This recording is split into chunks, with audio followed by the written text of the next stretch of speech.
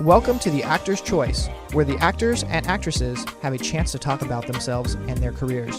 Join us now for the next hour as we explore the marvelous industry of acting by actors and actresses from today's exciting show business world. And now, direct from Hollywood, here's your host, Ron Brewington. Hi, everybody. I'm Ron Brewington, and welcome to The Actor's Choice, brought to you by Photography as an Art. Harvey Brandman, master photographer, located at 1307 North San Fernando Boulevard in Burbank, California.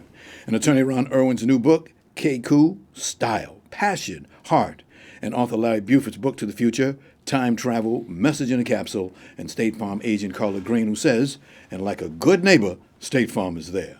Roll it.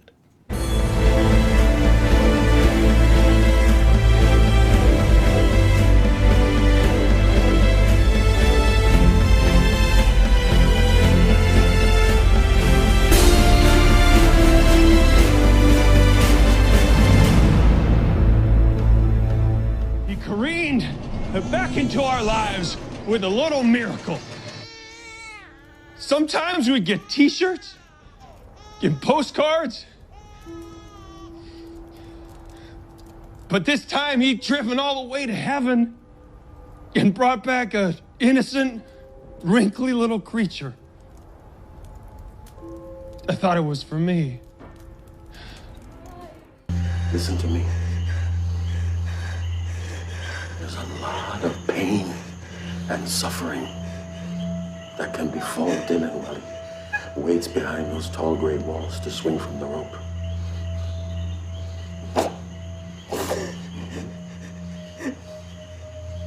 Okay.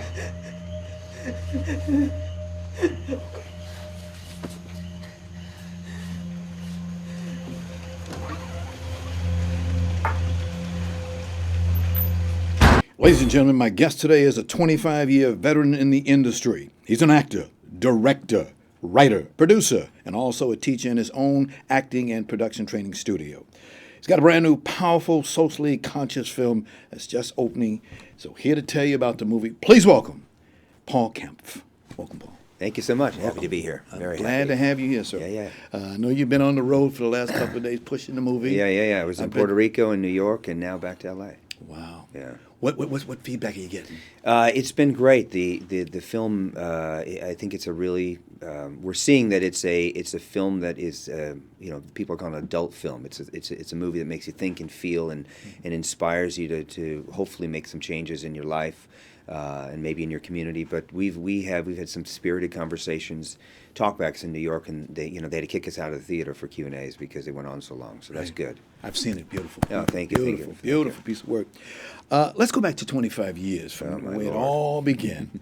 Where are you from, sir? I'm from a little town in northern Minnesota called Keewat, and I was born in Hibbing, which is the next town over, where Bob Dylan grew up. Okay. So you mean that picture right there? Oh my Lord, that is wow! Yeah. That is where I'm from. Population 16 to 17,000. The city was built on the rich iron ore of the Mesabi Iron Range. Yeah. All iron workers now up there. Yes. So it's a very far from Hollywood. Wow. When did you get your first interest in this business, sir? Yeah, I went to college, University of Minnesota, Duluth, I was a music major. I was a drummer, jazz drummer, and had never had any understanding of the arts really other than that. And I saw a play when I was in school, and I fell in love with the experience. And then I auditioned as an actor for a professional company out of nowhere. They cast me, and I was lost. I didn't really know what I was doing. And the artistic director was heading the acting program, and he said, "Hey, you got to come in here," and brought me in. And I started my undergraduate in acting and directing, and went from there to did my BFA, and then went off to graduate school in Illinois, and that was my journey. So I haven't thought about it in a while, so thanks for asking. A stage play, huh? Yeah, that was my background has been, I did 15 years in the theater, and that was as a writer and as a director and an actor mostly, and then I ended up having that odd transition to directing a feature film version of a play of mine, and suddenly I was a filmmaker, which was hard to believe. Yes. Yeah. There's something about filmmakers. Yeah. The way they walk, the way they talk, the way they think. Yeah. and the finished product is where it's at. Yeah. I used to be on the junket circuit for many, many years, and I can remember when we go to those junkets, Yeah. The filmmakers would be there, and they'd be in the back, and they'd wait to see what the results were. The credits roll, they're waiting. Yeah. It's such a, I was just talking about this coming from the theater. Every night it's live, so it moves and it has a different feeling, but when it's in film, it's done, and the only variable is the audience. So you don't really know based on their response during what they're feeling about it. So it's really at the end, and it's like Christmas morning, hopefully, at the end of the movie. An important date for you, January 1993. Mm-hmm. You started a company called Breadline Theater. Yeah, Breadline Theater.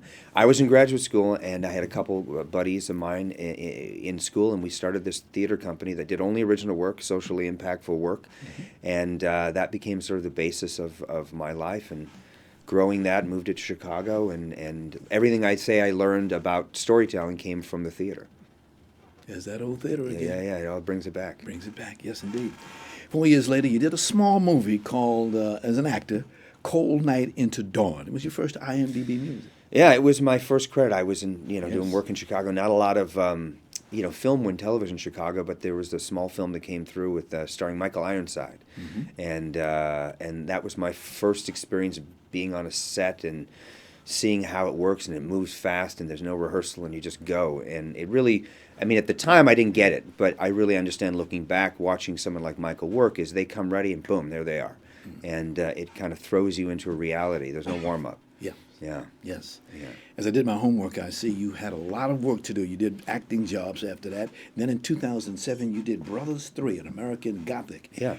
Except this time, you were the writer and the producer. Yeah. Excuse me, director. Yeah, that was the play that I had done in Chicago that was a very big success, and I adapted it to a screenplay, and then 6 months later I was in casting and was working with Patrick Wilson and John Hurd and Neil McDonough and a great cast, and suddenly I was on a film set directing a 35 millimeter film, which was crazy. And it was a complete education to learn what you don't know, you really don't know, and what you think you know, you really don't know. Right. But I always tell people you have to make one film, whether it's small or big, to understand what's it like to make a movie. Right. Yeah.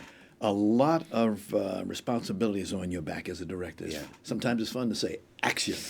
Yeah, it's great. It's a great feeling. On that first movie, I was so caught up in the fact that the first scene, the first shot, the first day, that I called action before they were rolling cameras. They said, okay, we're ready, and I went action, and they said, we got to roll cameras and roll sound. So it was my first, everyone had a great laugh at my expense, which was fine, yes. But you start realizing, well, there's a reason why things have to be rolling before you start the actors, but I was just ready to go. Yeah, but it's still a good feeling. But you never forgot that moment. Never. And you made me remember it. Oh, thank you. The responsibility of being the director, on time with the project and on budget, all those are the small things. Yeah, I think to me, especially in the work I've done in the independent film world, I've made super micro budget films, $25,000 features, and then $1 million, and this film is above $10 million. This the film Imprisoned I'm out releasing, and the lesson was everything is about efficiency and preparing, and I think in some ways, I keep saying, I think it comes back from working in the theater where you don't have a lot of money. You have to make sure the story is working and make sure people are working efficiently. Gotcha. Yeah.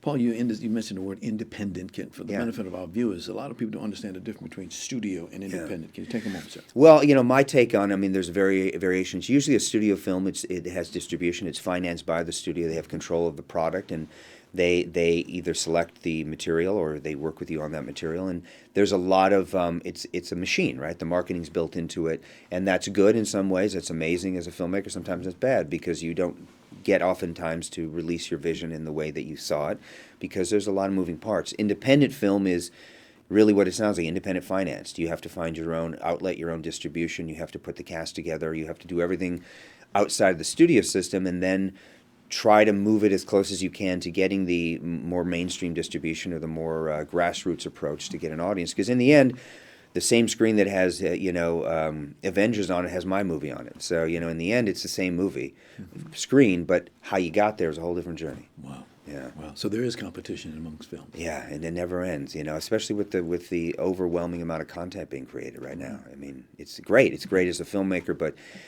we showed this film at Cannes, and you walk through the film market and you realize there are thousands of movies that I will never see that look as good as every movie next to it because the posters all look great. Was this your first time going to Cannes? It was. It was amazing. We went there and we exhibited the film, and we had great response, and had billboards all over, the French Riviera, which was wonderful. But it was also a lesson that, you're just a small project in a sea of projects, and you just have to find luck and opportunity and the right audience support, which is, why we've taken this movie out ourselves and really working to build a grassroots over something we think is important. The glitz and glitter. The Cannes, is it Cannes or Cannes? Some people yeah, I call it Cannes Film Festival. Some people are more socially conscious, and they say, or progressive, and they say Cannes, but Cannes Film Festival. All the glitz and glitter, all the A-listers, and all that people and photographers all over the place. Yeah, a lot of coffee. Yes, a lot of coffee and wine. Yeah, yes. yeah. But it's a great time. Yeah. I know you're going back again, I'm sure. I hope. Yeah, I think once you get bitten by it, it's pretty amazing to be there. Is. Yeah.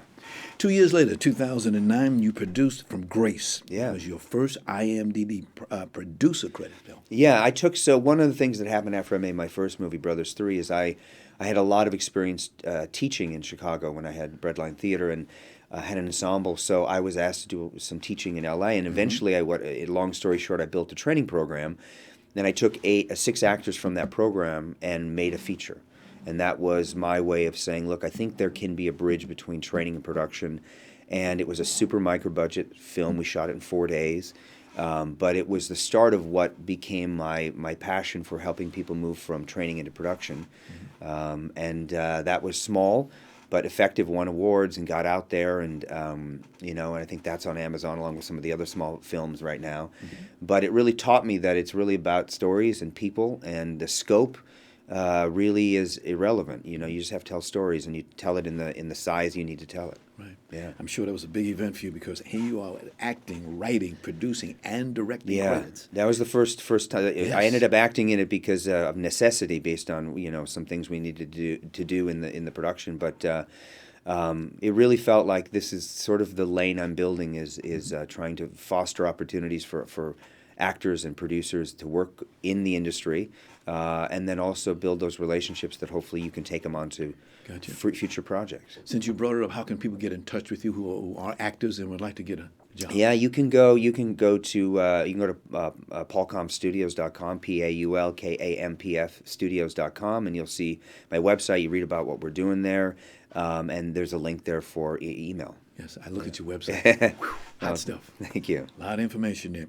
I have to ask you, of the 4 specialties, which one do you like the best, and why? Well, that's a dangerous question. I'll tell you. I still think, for me, acting's the most exciting because you don't have the responsibility of carrying everything. You do your work.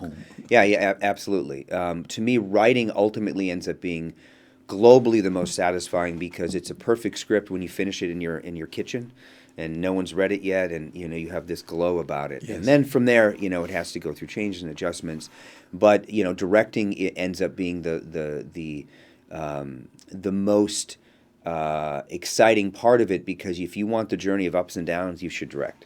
If you like the hitting a wall and figuring out how to solve a problem, directing is it. So I when I was in the theater, I tended to move between acting and writing and directing because it scratched a different itch. Gotcha. And I find this a little bit the same in film, although it takes a little longer to get a movie made. Gotcha. Yeah. As a writer, from time to time, you run into that little thing called writer's block. Yeah. How do you solve your writer's block? I solve it differently today than I used to. I used to, sort of subscribe to the notion of getting up and you get out your notepad and you just write every day. And that was helpful when I was working in the theater because you just have to keep the machine working. Now, primarily I try to come up with the story, and I always talk it out loud. This is what the story is. I sort of pitch myself on the story. And so if I have writer's block, I say, well, what happens in this scene that gets me to the next scene? And I sort of talk it through as if I've already finished it. I've seen it before, and it gives me some sense of maybe less stress, but I can kind of imagine, that's how this scene is fixed. And then you sit down almost to recreate that rather than to solve it, if that makes sense. But that's how I approach it, and I try to, when I teach, I try to give people sort of some techniques to think about it in a finished form rather than how do I get there. Right, Yeah, right. yeah. I have writer's block every now and then. I have my own technique. As Uh-huh. I'm writing, I can't think of nothing. I reach for my wallet, open the doors, and keep on typing. Yeah. Gotta do something good. Where do you get the ideas for the films that you do and done? They really have just come from, good question. I've done a few, I have a project coming up in April in Serbia, and it's the first time I've adapted a book. It was a book sent to me by a producer asking me if I would write and direct it. And it was really exciting, but it was wonderful to open a book and see the bones of a story, because now I can go in and create character and flesh it out. So I found writing that very exciting, because some of the early work was done. For me, in terms of creative story, I tend to look for small personal stories of complication and then try to think what's the universal theme. So that's really what Imprisoned deals with, a small story that has large social themes. And I'm always looking at sort of what's the macrocosm of the big story and the microcosm in the people that have to inhabit that world. So that's where I get my ideas from. What's a typical day like for you? Typical day is I get up, I get help get the kids to school. I go to my office, and my office in Hollywood, I have a training studio in front. So my acting training's in front, my office is in back. So generally, I'll have a day of private lessons, private work with actors.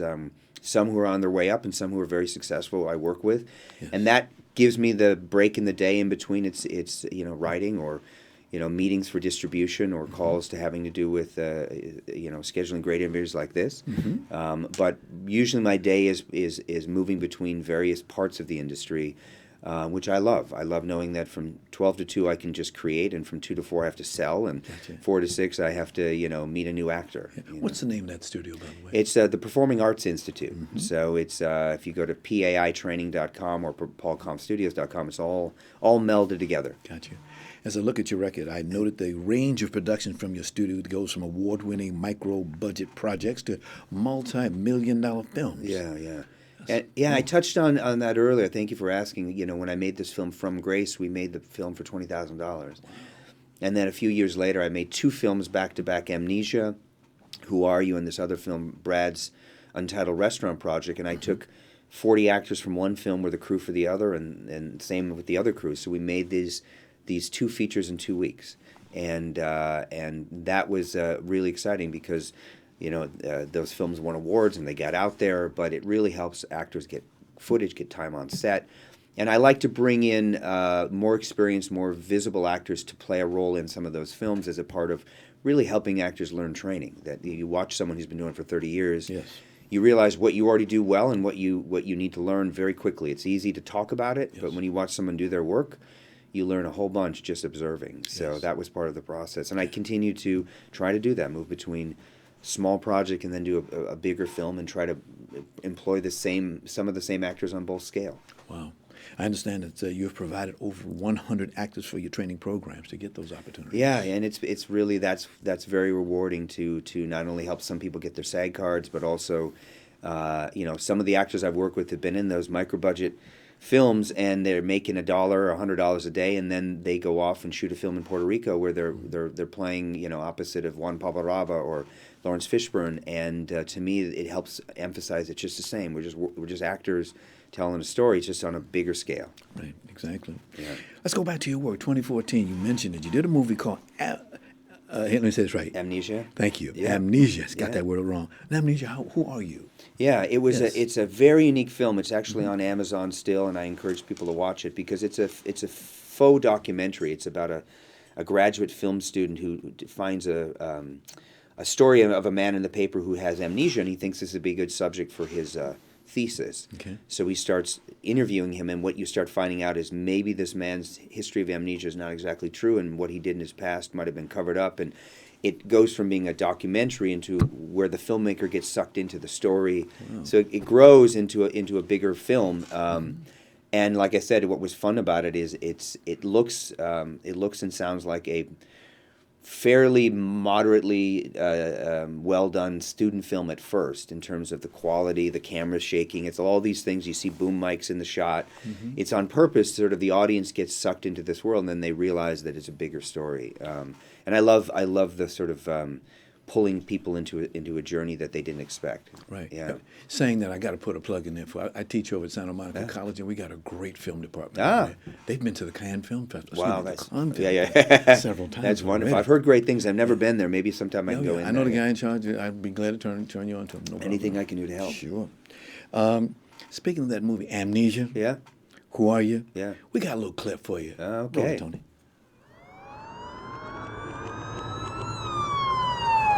So what's your next memory? She looked familiar, but I don't know why. You know, every morning I hope that David is gonna wake up and something's just gonna click. It's been 100 mornings now and still waiting. Hey David, how you doing? I just want to wish him the best. I hope you're feeling better soon. I love you, Dave. Hope you get better, help jog your memory a little bit. I'm not going to talk about the bad stuff. David Carey seemed to be in the wrong place at the wrong time. A victim of a beating outside of a convenience store. I was the one that kept on telling my mom that he was going to wake up. I don't want her to hear any of this. He doesn't even remember who he is, so awesome. how could he know what he did or didn't do? He's my best friend. And I don't care that he can't remember. I'm gonna kill him. Shut that f***ing camera off.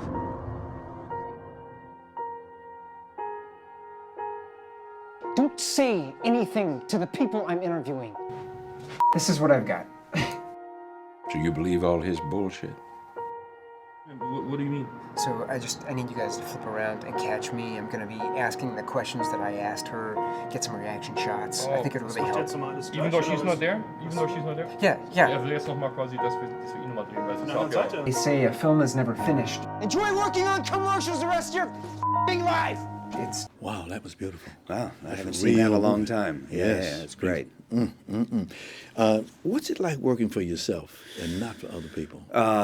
Every day I work for myself. I think I wish I worked for someone until you work for someone. And, I think it's, look, any one of us, we're all in the arts. We're all really working for ourselves in some ways. So I think based on the fact that I wasn't as interested in just being an actor or just being a writer when I got here, it was hard for me to fit what is the system, right? You have to have a niche, and you get hired as an actor or you get hired as a writer, and it just wasn't it didn't feel right, and so it kind of forced me to say, well, if I'm going to do this, I need to do it on my own, and fortunately, I've been able to make a lot of mistakes, and also had some good successes, but I always say my calendar has to be full every day. If it isn't, I have nothing to do. So I'm always making sure I'm busy.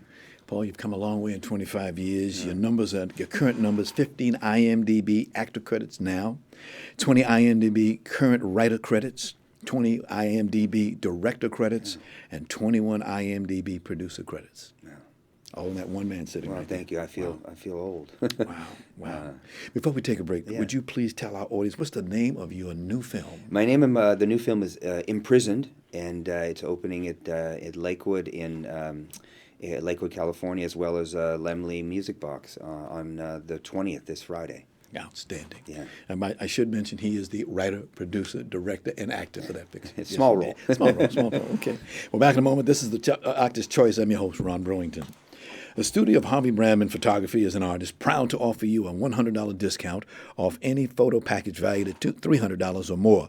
Now, Harvey's been in the business for nearly a quarter of a century, and he certainly knows how to take care of his customers.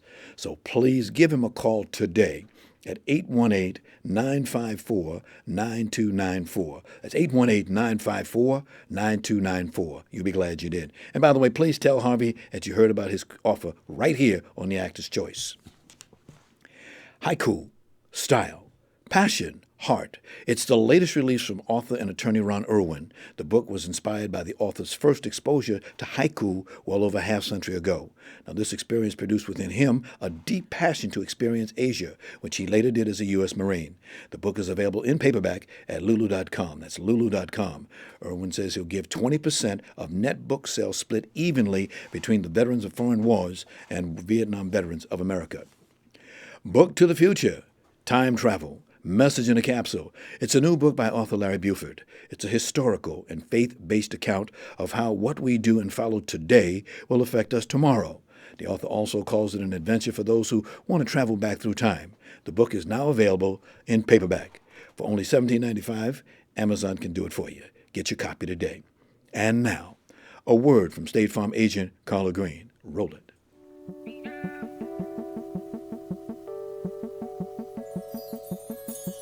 Let me ask you something. What do you see when you look at your home and your car? Do you see a bundle? A combo deal? That's how other insurance companies see them. But a State Farm agent sees so much more.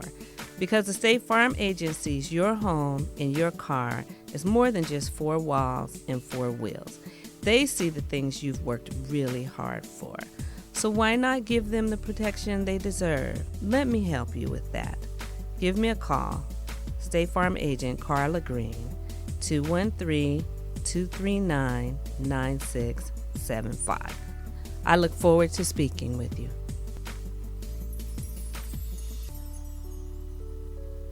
For more information, call 213-239-9675. That's 213-239-9675. The Actors' Choice, in conjunction with Laemmle's Theaters and Cinema Lebreg Studio, would like to offer our audience $3 off tickets to see In Prison at Laemmle Theaters. Please use code CINEMALAEMLE. For more information, Libra. For more information, see our website at theactorschoice.la.org. That's theactorschoicela.org. And please enjoy the movie. And finally, if you have a product or service on upcoming film that you would like to see advertised on this program, please call us at 323-533-1036. That's 323-533-1036. Our prices are very affordable, and we thank you. And this is The Actor's Choice. I'm your host, Ron Brewington. Ladies and gentlemen, roll it.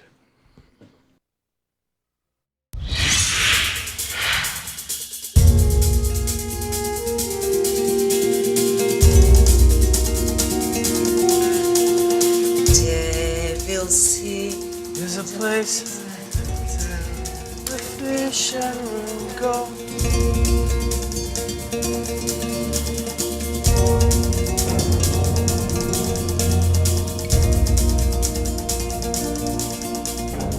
I don't know your husband, do I? His name is Dylan Burke.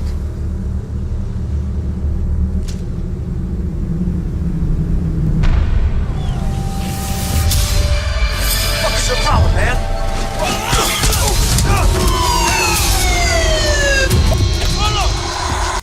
He's the warden's nephew, Warden Calvin. What do you want for that testimony?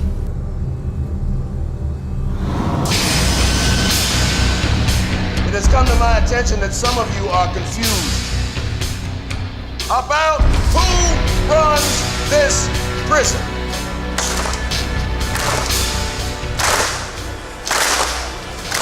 My name is almost at the top of the list, so I'm not long for this world.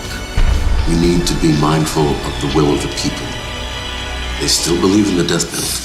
If you cross me on this, I will take your job, your pension, and your reputation. What else do you want from me? Pensé que había pagado por todos mis errores, pero parece que no fue suficiente. Every single one of you in this God-forsaken prison because of the crimes that you committed.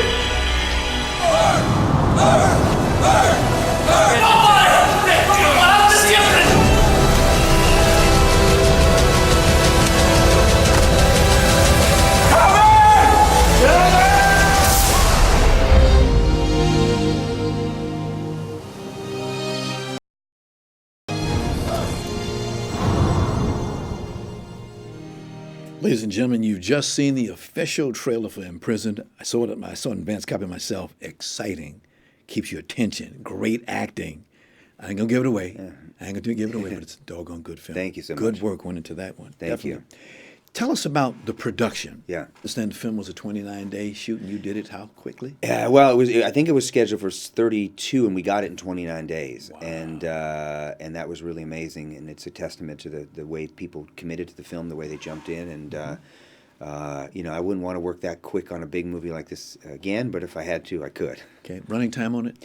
104 minutes, so it's it's pretty tight, and it's a big movie with a small movie wrapped in the middle of it. So an audience gets a love story and a lot of action, a lot of emotion. Okay. Yeah.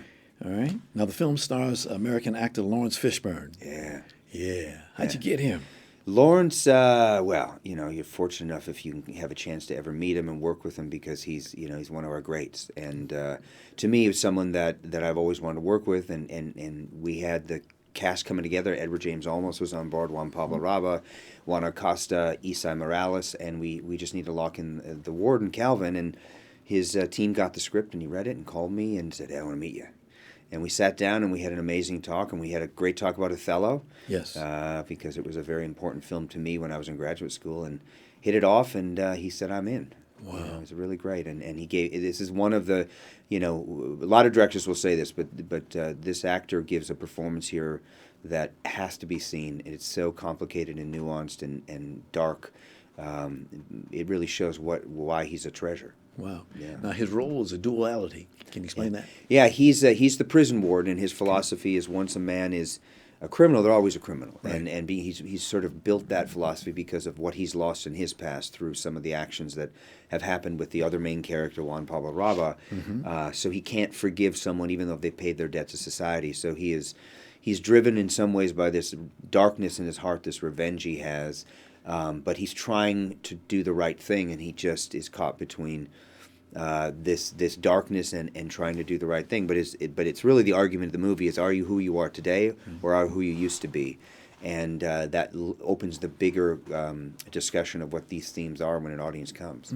Yeah. I understand your casting director had a lot to do. Oh, Carla Hull, amazing casting director. I was fortunate that she read the script and responded to it. And as you can see with Edward Olmos and Isai and Juan Pablo and John Huertas, John Hurd in his final role, she really was able to bring an amazing level of actor to a independent film, and they all jumped on based on the script and having a chance to work together. Gotcha. Yeah. You mentioned John Hurd. He passed July 21st, 2017, as you know. Can you say something about John, please? I'll tell you, John was an idol to me when I was a young actor.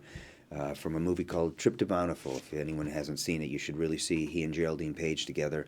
And he was then the one of the leads in my first movie. I was able to get a hold of him through the process of making a movie, and became one of my closest friends. And said he would come back and he would do this movie, and had an amazing time in Puerto Rico. And you see what magic he had in him. And unfortunately, it was his last movie. So the movie at the end, we have a nice little tribute to John. Thank you. Yeah, Thank you. Does the film have a positive social impact in Puerto Rico? Yeah, so you're hitting on, thank you for that question, you're hitting on a lot of what this company that I'm a part of starting called Equitas Entertainment's about. We have a mandate in our company. We pay our women equal to their male counterpart. We paid our female lead equal to her male counterpart in this film. We made sure a lot of our crew were made up of women or people of color that in some ways haven't had those opportunities. Now, you wouldn't see that when you see the movie, but it's important in the making of and how we did it that you see that we commit to making a difference. As I mentioned earlier, we work with 40 formerly incarcerated men, and actually 10 men who were incarcerated at the time were in the movie. And we showed this film in Puerto Rico about a week and a half ago, and screened it in front of 1,000 men and women in a prison system. That 5 prisons came together. We did an outdoor screen. We gave them popcorn and sodas. And these are people who've turned their life around in prison. They've been good and working well with the system. And 3 of the men in the audience were in that movie. So they got to watch themselves in front of their friends, and it was really powerful. So we're really not just about talking about it. We want to try to make a difference. And the last thing I'll say is, we don't have the answers, but we're trying to work with organizations and giving back. We're working with this organization, peacelove.org, which deals with mental health across the board, but in the prison system, we've been working with them specifically, and we're giving portions of our proceeds to help fund their organization. That's great. Thank you. Thank you. You're very welcome. Wow. Were there any big on-set challenges or the Puerto Rico area? Yeah, Puerto Rico, I can't speak highly enough of the people there and the film commissioner and the way they helped us. Our challenge ultimately is we shot in 2 places that had never been used before, El Morro and San Cristobal, which are 16th century Spanish forts that are tourism in Puerto Rico. Never a lot of film to shoot, and they gave us access. And you see the quality of this prison we have that's in this basement of this amazing location, but we couldn't touch the walls, you couldn't touch the floor, you couldn't do the things that you usually do to make sure that you're safe because it's historical. So the challenges were having a big fight sequence between the two main characters where we had to, when they touched the wall, it had to be a certain place that was reserved. But the biggest challenge when Hurricane Maria came, we were cut off from our Puerto Rican editor, and so for 10 days we didn't know what happened to our movie. And finally, thankfully, he had it all hidden in his house, and then he came to L.A. and we were able to get copies and finish it. But there was a period of time where we didn't know if this movie still existed. Wow. Yeah. That's dangers of this business. Yeah. You take those risks. Yes, indeed. Now, there are some hangings in the movie. Yeah. Can you talk about that just a little bit? Yeah, I mean, it's a metaphor for for capital punishment. There is no death penalty in Puerto Rico. There's no hanging, but it's part of the mythology of the film. But it's really used as this warden has it's really a look at what power does in any position in our world, and he has sort of sole authority of this prison, where in the movie capital punishment is the law of the land, and so he exercises his right to execute as many men as he wants to, almost at will, at times, and thankfully in this movie, the female voice played by Juan Acosta rises up and rallies the people of Puerto Rico to protest and cause social change, which ironically happened in Puerto Rico recently as they rose up and replaced their governor. So it was very powerful to see. Yes, they did replace the governor. Yeah. Yes. I understand that much of the shoot took place in the Vega Alta prison. Yeah. That was an active prison that at the time there was no one in it, but it was still commissioned, and it was the prison in the movie is a female prison. So you take that in mind when you watch it. It was where the women lived. So we created the connection between Vega Alta and San Cristobal as one prison. So in film, it's magic. Right. But we were able to go shoot in the prison and bring in people who had been in prisons like that in Puerto Rico. Again, now they've been out for 5 years, but now they got to walk in and wear the uniform and be in cells. And it was, we had to make sure everyone was okay, and they were wonderful. Yeah. Yes, indeed. When did you wrap in relation to? You said that you came in there 1 day, 2 days before the hurricane. We wrapped probably about a month, just over a month before the hurricane, and then our post-production was delayed a lot because of losing all that time. Yes. And then we finished the film, and one of our commitments to Puerto Rico is we would premiere it in Puerto Rico first. So we waited to tie it into the anniversary of Hurricane Maria this year, and premiered it down there about a week and a half ago. Gotcha. And then took it to New York, and now we're coming to L.A. Wow, coming to L.A. Yeah. Fellas, ladies, go see the movie. Yeah. It's a doggone good movie. Wow. There's a live band in that film. Yeah. Macabeo, Orchestra Macabeo, which is a well-known Puerto Rican group that we were able to bring into the film. They play live in the film, and they were at the premiere. It was great to see those guys. But if anyone hasn't been to Puerto Rico, you'll get a flavor of Puerto Rico. Yes. It's a blended language movie. We have about 20% Spanish, which is subtitled. Good food. Great food in this movie, great music, great dancing, and then you're in prison. So it's got this sort of juxtaposition of freedom and fun, and what's it like to be locked down. And I hope an audience will come out and see this. And as we've experienced in Puerto Rico and New York, the audiences have stayed after, and they want to talk, and they're moved, and they want to get involved with what we're doing. And from a pure story point of view, people should see these performances and see what I think is a real example of what great actors can do if you let them do their work. Yes. Yeah. What was your favorite scene in this movie? Oh boy, I tell you, there's a lot of them. But I just was talking about this with a friend in New York. Maybe we had a drink or two when I was talking, so I admit it. But there's a sequence in this film that has to do with a hanging. There's a character Edward James Olmos plays that's involved, and it's a sequence of absolute hope in the middle of a dark visual sequence of what's happening to a prisoner. And to me, that's my favorite moment in the movie, because you're really seeing the lightness and the dark together, and there's hope in the darkest places, which is what the theme of the movie is about. That's great. Yeah. That's great. This one you look at and you go, hey, you pat yourself on the back and say, this will make it. Yeah.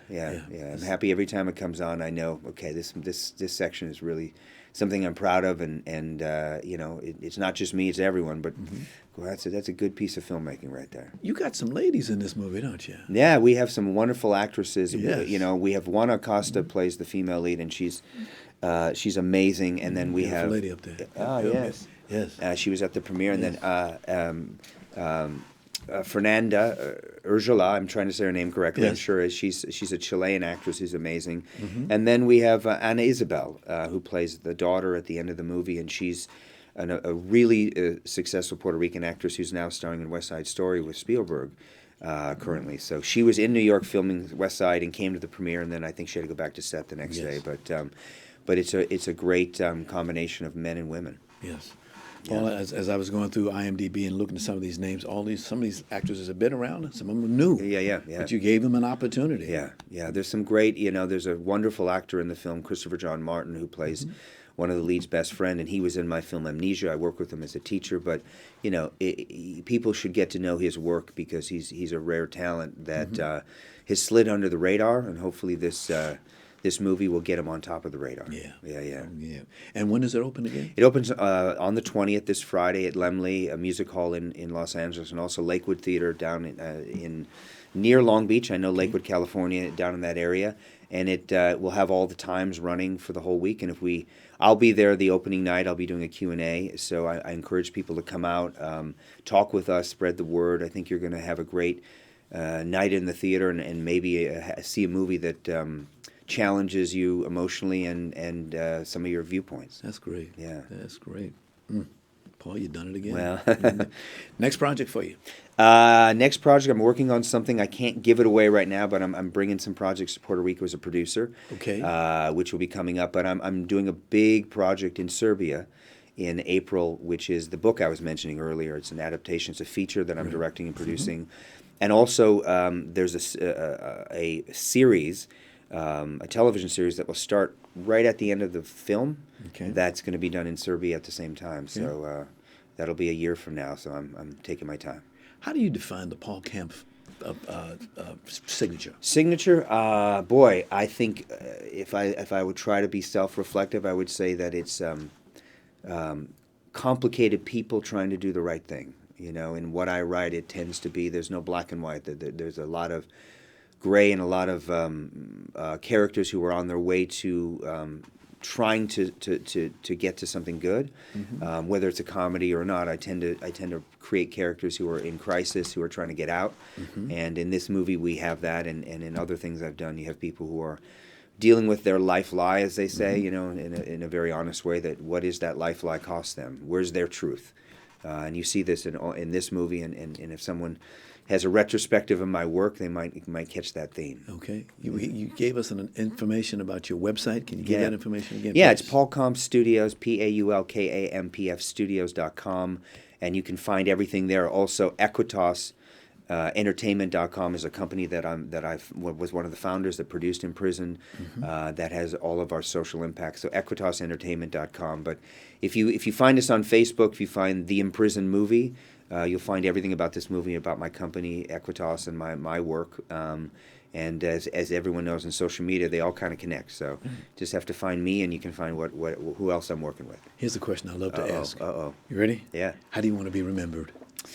Wow. I would say I want to be remembered as someone who made a difference in people's lives. That's, as a teacher, that's the same thing I feel when I'm directing, is that as an audience, maybe there's going to be someone who's going to see something and think, a little differently about their life and a little differently about what they do with the hours they have in their day. Yeah. So, that's probably the most important thing to me. Definitely. Yeah. Special thanks to publicist Brenda Herrera. Yeah, she's Definitely. a good one. She is a good one. Yeah, I wish she was here so we could thank her.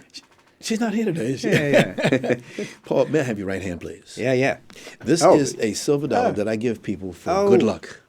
Thank you so much. And today, on this occasion, you being here, I've got two for you. That one is for you. This one is for the first $1 for that movie. Would you please mention the name of that movie? Absolutely. Imprisoned, and it opens at the Laemmle Music Hall in Lakewood in L.A.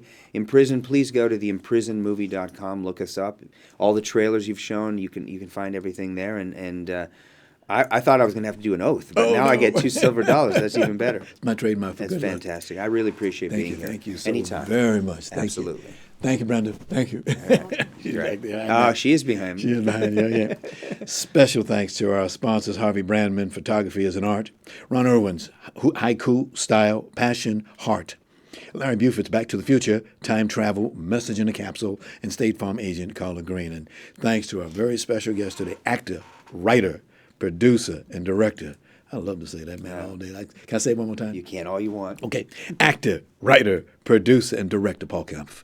Please come back again. Definitely. And of course, special thanks to our audience. We always tell them be well, because without them, we wouldn't be able to do this show.